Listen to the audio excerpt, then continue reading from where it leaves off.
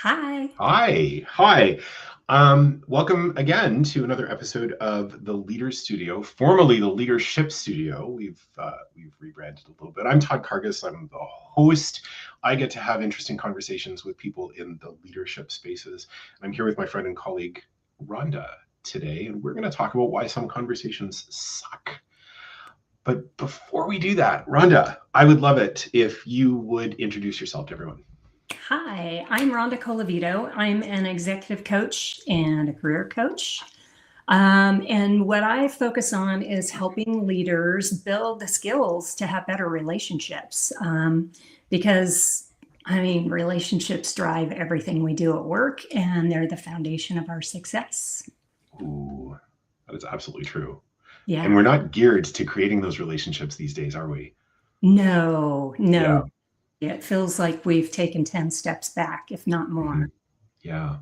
You know what? I'm gonna put our title back up because I think it's a little cheeky, and I think I'd love for us to talk a little bit um, about why we're here and why this is the thing. And I think that the it's interesting. This is the first time I've ever had a conversation about conversations, um, and conversations are like a building block of something Yeah. that's really important. What's important to you, like specifically about the conversational part? Oh boy. I I used to really suck at difficult conversations, Todd. Me too. I was not raised in a family that did conflict or anything uncomfortable well. hmm So I was not equipped for this. And, I got unleashed into the work world, and holy cow, did hmm I have some pain. And I got a lot of feedback about my sarcasm and my hmm defensiveness. hmm And at some point, I realized if I want to be successful, and I did, that I was going to have to change. I was going to have hmm to grow. I was going to have to learn how to manage myself, hmm become a better communicator. And the hmm ironic thing is that I was a journalist. I worked in hmm communications. Okay. Um, and so I should have known better. But hmm what makes me feel not quite so bad is that I was surrounded by people who they had the same Yeah. issue. Well, and I think that's the thing that I really like about it is that this is so common. Yeah. Like if I were to tell my story, it would be the same because back when I was in that space where things responded or I responded to things defensively or sarcastically or whatever. I wasn't a journalist, but I was a proto academic, and I was also in communications. Like that was Yeah. the job of an academic. That was what we were supposed to be doing. And if I detected something that just felt like it provoked something, right? My immediate response would be, to go on the attack or to defend or to whatever, right? But it was never really curiosity, which is weird. I Yeah. didn't know that you were a journalist, but Yes. but Yeah. that, like, those two things, like, they just, like, because we're supposed to be curious in both of those situations. Yeah. Yeah. And but I love that you said that. Like, we're curious about what's going on around us. And Right. so we focus our attention out, Right. right? We don't get curious about what's going on inside of us. And hmm so I actually have a question for you about something you just said. Go Um, for that, something would happen, it. and then I would react to it. And there's a clue in that something that happens. hmm It happens in our body, hmm right? Yep. So think about the last like conversation that sucked you got into. hmm Something happened in your body, some alarm went off in your body. hmm And Yep. that's the clue. And we need to get more curious about that. Yes. Yes. And what I'll say is that I went for decades not recognizing that that's in fact what was going on. Yeah. Right. I just knew that, some conversations or even the thought of entering into some conversations, created a tightness in my chest Mm-hmm. or a feeling in the pit of my stomach or Uh, or tightness in my shoulders or whatever. Like, it just, there was always some kind of a body response. Yep. And I dismissed it because Yeah. I figured that the right thing that I was able to do was just think my way through it. Mm-hmm. You know, Yeah. and it became judgment, right? Well, if Mm-hmm. I can't be in this situation, if I can't have this kind of conversation, then what does that mean about me? Does it mean that I'm weak? Does it mean that I'm not qualified? Does it mean that I'm whatever, right? And it leads to sort of this spiral, right? And it's a self-talk spiral, isn't it? Because then it's not about the conversation anymore. It's about, what does this mean about me? Yeah. Yep. Yep. But really, all it means is I'm human. Yes, yes, and yes. Mm-hmm. It does mean you're human. Mm-hmm.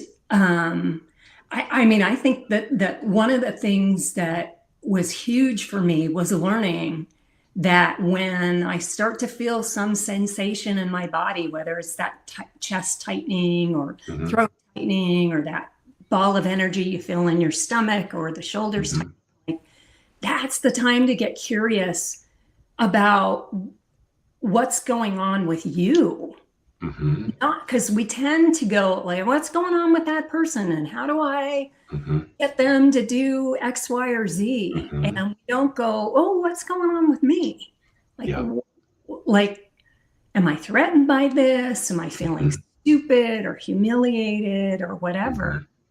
Mm-hmm. So that I can manage that, Mm-hmm. right? Mm-hmm. And, you know, if I can manage that, then I can re-engage and listen. Yeah. I have a question. Yeah. Because I have an answer to this question, but I'm really curious for yours. Like, if I go into my Wayback Machine and think of like the time, because here's the thing, we're both coaches now. We both sort of developed the skills, we've developed the capacity to be in conversations, and let's call them conflict conversations. That's probably not all it is, but Yeah. you know, to be in those difficult conversations more easily than we did. Oh, But yeah. did you have a tell? Like when conversations sucked, did you have a tell? You know what I mean by that? You know what I mean, but yeah. It was in my body. It's in my body. Uh-huh. And I would get scared, you Hmm. know, and then my toolbox was sarcasm or avoidance or, you know, trying to be logical. My husband calls it my NPR voice. Oh, wow. Okay. Yep. Because I try to get really calm and, Really? Okay. you know, so yeah, the tell is in my body. The tell is in my body. But I guess, you know, I didn't know that. Mm-hmm. Or I wasn't, no, I knew it. I knew it. I just wasn't Mm-hmm. curious about it. Right. Yeah. And that's the thing, isn't it? I Mm-hmm. just wasn't curious about it because for me it wasn't, I didn't have an NPR voice. I wish that I did. But for me it was anger. Yeah. Because, you know, I could physically feel it sort of bubbling and bubbling, and once it hit sort of my mouth, then it would just come out. Yeah. And so my go-to was overpowering and intimidating. And you know, and I would use my physical size because I'm not a small person. I would use my physical size to sort of amp that up. Mm-hmm. And when I received feedback, you know, oh Todd, you're intimidating. Oh Todd, you're you know, you're a lot, or intense. That was the other word that I got a lot. Yeah. Right? I would wear that like a badge of honor. It's like, oh, I'm Yeah. intimidating and intense. That's fantastic. That means that I'm protecting myself Yeah. within these situations. And I think that was the thing that was really interesting, because at the end of the day, it was a self-protection mechanism. Oh, yeah. They're Mhm. all self-protection mechanisms, right? Mhm. So I think you brought up something that's really interesting. You know, your reaction is anger. And I would say my reaction probably was anger too, but Mhm. it's not acceptable for a woman to be angry, I was right? going to say because there's that gender thing going on, right? And what I had access to was not what you had access to Yeah, because of a privilege imbalance. right, exactly. Mhm. And for other communities, you know, Mhm. for other minorities and Mhm. people of color, it's not acceptable to be angry. Yeah. So our go-to for some of us, I won't say this as a blanket statement, is Mhm. avoidance. right? So sarcasm can be avoidance, withdrawal can be avoidance. And I think the thing that, and I'm going to mention this because I taught conversations for years inside of corporations. I learned so much from teaching that class. And one of the things that they talk about is that we feel like we have to go to one extreme or the other, right? So we either get angry and intimidate, or we run, like metaphorically, we run away. Right. And we feel like those are the only two choices. Right. And the other choice is to embrace the discomfort and to stay there. Right. And do it, right? Embrace the discomfort and stay there. Mm-hmm. And that's the hard part, because I was talking to a client just this morning, and the theme was it's hardest right at the very beginning. The first time you do it is the hardest time to do it. Yeah. And it gets easier as you go. And then not just with conversations, but just that embrace the discomfort and be there. Just let it exist. Yep. Without having to create any meaning around it. Yeah. It's hard. And I'm going to say, yes, it gets easier. Does it ever get easy? I don't think so. I hate to say that because that's the answer that people want. Right. But I think what gets easier is embracing the suck.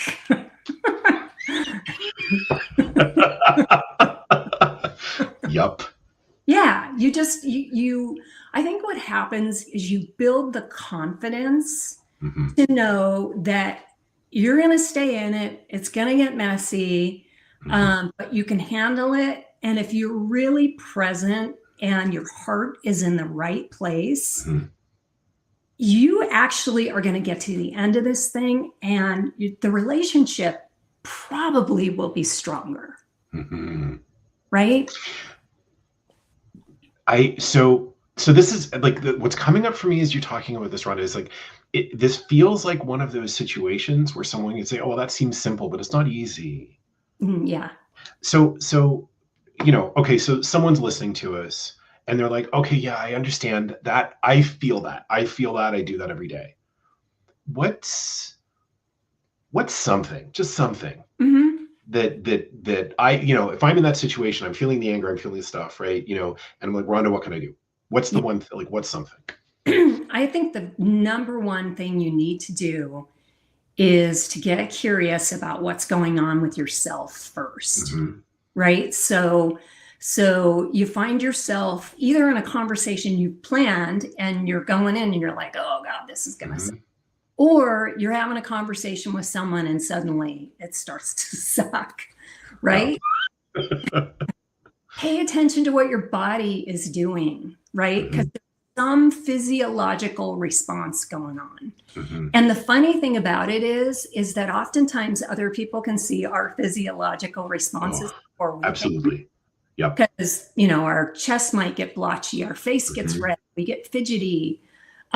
So get curious about what's going on inside of your body. Is your heart racing? Are you feeling all those uncomfortable things? Like, that's number one, is to recognize, oh, I'm in a conversation that all of a sudden sucks, right?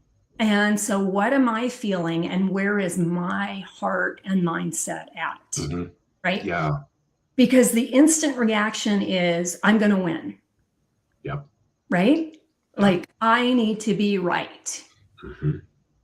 And so if you can go, okay, what's going on with me? What do I really want here? And who do I want to be in this conversation? Like, you got to get your mind straight. You got to get your heart straight. And re-engage, step out of, maybe we don't all know about the amygdala, but your fight or flight back here reaction is going crazy, and the blood is rushing away from your brain. You need to get the blood back there so that you can listen, right? Listen and pay attention to what's going on in the conversation. Yeah. I had a conversation with another leader last year, and what she said to me was, before going into these conversations, she has like a quick little checklist. Mm-hmm. But the checklist is about that physiological, like, am I hydrated? Am I rested? Am I fed? Because if I'm thirsty, tired, or hungry, that's going to show up. Yeah. And if I can make sure that those things are taken care of, then I can go in, and even that will have an impact Yeah. on how I choose to show up. Because the thing is those physiological responses are going to show up, especially if it's conflict, if it's difficult, Mm-hmm. and right, let's not exacerbate them. Yeah. Yeah. Yeah. When you can plan for a conversation, I say absolutely Mhm. have your checklist. Make sure that you're Right. in the right headspace to do it. And stay focused on like what you actually want to get out of the Mhm. conversation. If you're delivering some difficult feedback, is the most important thing that this person change their behavior? Is the Right. most important thing that the team works well together? Mhm. Right? Is the most important thing, I don't know what, but answer that question Right. ahead of time so you can stay focused on that outcome, because your fight or flight is going to get you focused on, I need to be right, I need to win, I need Yeah. to save face, I need to look good. Mhm. And um, you're going to do all kinds of things that feel like you don't have a lot of control when that's what Yeah. is driving you. I, um, oh, Go ahead. Todd, the other thing I want to say Tell is me. we can't always plan for conversations that suck. They just show up No, in our lives for people, absolutely. right? Yep. But one thing that you can get in the habit of doing is, number one, recognizing what's going on in your body and very Right. quickly just saying to yourself, like, where do I want to be at the end of this conversation? Yeah. Where do we want to be at the end of this conversation? That's the one. Where do we want to Mhm. be at the end of this Yeah. conversation, right? Because there's a bunch of stuff that I know that and we've talked about on the show before, around designing alliances with people and starting off beforehand. It's great when you have that opportunity, Yeah. and you don't always have that opportunity. Yeah. There's a coaching skill that I know, and I'm guessing that some of our listeners do too. But there's a coaching skill, and I'm thinking of articulating what's going on, right? Uh-huh. In with my right with my clients, often I'll just say, "What are you noticing?" Yeah. Uh-huh. And in the context of a conversation, particularly a difficult conversation, sometimes what I'll say is like, "Oh, I'm noticing this. Hey, Uh-huh. Rhonda, what are you noticing?" Yeah. Yeah. Well, and it's such a powerful skill, right? Mhm. When you do it well. Mhm. But there's a difference between doing it well and not doing it well, Yes, right? there is. Because Well, we do it so let's poorly all the time. So let's talk about that. Like, Yeah. how can I tell the difference between when I'm doing it well and Yeah. when I'm doing it poorly? Yeah. Yeah. So when you're doing it poorly, you're saying things that are judgments and they're Mhm. absolute, right? Right. So you're angry, you're pointing your finger, you know, I'm you're noticing you're being a big jerk. right. Yeah. Yeah. Yep. Right. And the skill of doing it right is humility and curiosity, Mhm. right? So I'm what so if I see someone who I think is getting angry, I Mhm. just point out what I see. Like, oh, I'm noticing that you raised your voice, or you're raising your, Mhm. what's going on there? Right. Um, you're narrating what you're noticing, but the intent inside is curiosity and not absolutely knowing what's going on. So this is really interesting. Mm-hmm. I'm noticing an observable fact. Mm-hmm. Yes. I'm not noticing an observable fact and then turning it into a judgment or an assumption. Exactly. So Exactly. I'm noticing that you've raised your voice. Yeah. Not I'm noticing you're angry. Right. Not I'm noticing you're angry at me. Not I'm noticing that you have anger management issues. Mm-hmm. I'm Yeah. noticing you've raised your voice. Yep. Yeah. What's that? Yeah. Right. Mhm. And sometimes it's helpful to say the story I'm making up is Mhm. that you're Hmm. angry at me or you're frustrated or Hmm. whatever. Yeah. But you're owning your Yeah. story. You're not putting Mhm. your story on them. Right. Because Yeah. that's all I have access to. Like that's Yeah. really all I have access to with any certainty, Yep. right? I'm holding an assumption Yep. about this conversation that goes like this. Yeah. Yeah. Absolutely. Yeah. And that has this impact on me. Mm-hmm. Yep. That's my story. What's yours? Yeah. Yeah. Yep. Mhm. It's so funny because I mean, I spend a lot of time thinking about this, researching it, talking about it, and I still screw it up all the time. I Because you're was, human. I know, 'cause Because we're human. Yeah. I was telling my husband the other day, he asked me, what time do you want to leave to go do X, Y, or Z? Uh-huh. And in my mind, I was like, okay, here's how it's going to go. Mhm. I'm going to tell him what time I want to leave. And then he's going to say, no, I think we should do X. Mhm. So how I responded was with a question. Mhm. And it kind of went from there. And we figured it out as we always do. Mhm. But I was thinking about it later and I realized I was not listening. I was not curious. I Mhm. was already thinking about how it was going to go wrong. Mhm. Um, and I think we do this all the time. And I think people who are good at conversations do it all the time too. Mhm. And one of the things that I did was I went back and I said, I know that wasn't a big deal, but here's Mhm. here's what I did. Mhm. I played the conversation out in my mind before the words even came out of my mouth. And Mhm. I thought I Mhm. knew what your intentions were. Right. And, you know, I wasn't listening Right. and I wasn't I wasn't engaging with you and being present with you. Well, and I think I love what you're saying because, we started this conversation by saying, well, we're having a conversation about conversations. Uh huh. And I think a lot of us, and certainly in my past, right, I would think of a conversation as my part in the conversation, which is what am I adding? What am I saying? Yeah. And a really essential ingredient is what am I listening to? What am I Yes. hearing? Mm-hmm. Right? How am I being present to what the other person is saying as well? And I think, this is another coaching skill that we talk about, right? Am I listening to respond or am I listening to understand? Yeah. Yeah. And when we kind of go through the motions and we're not present, we're not actually in a conversation. Mhm. Um, Even the best of us, Mhm. and I'm not claiming that I'm the best because I'm so human and so I Yes. screw it up all the time. Everyone gets, no one gets it right all the time. And we have to be okay with that. Yeah, yeah. Yeah. But what I will say is that where I have gotten better is recognizing when it's starting to go Mhm.